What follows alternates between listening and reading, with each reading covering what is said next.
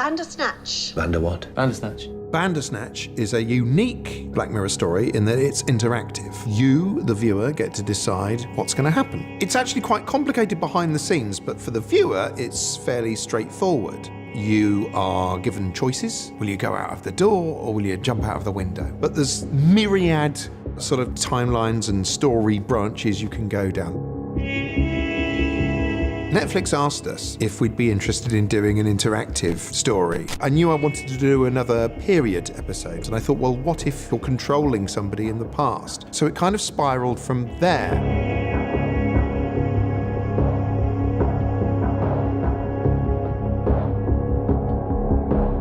The past is immutable, Stefan.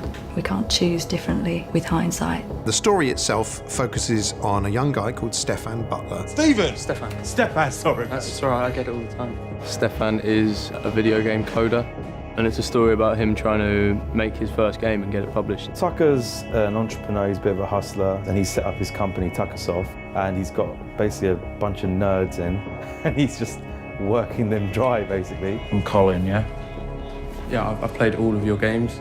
Colin is a gifted games developer. He recognises a certain talent in Stefan. How did you know that?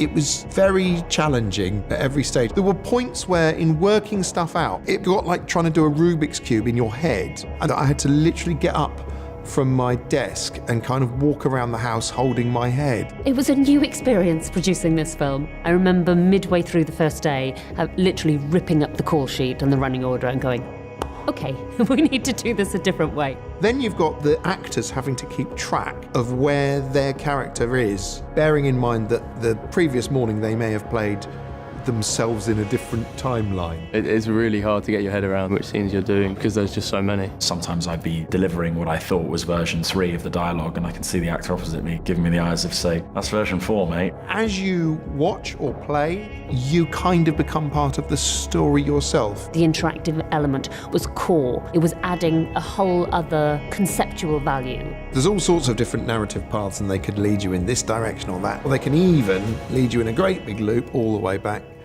to the very beginning.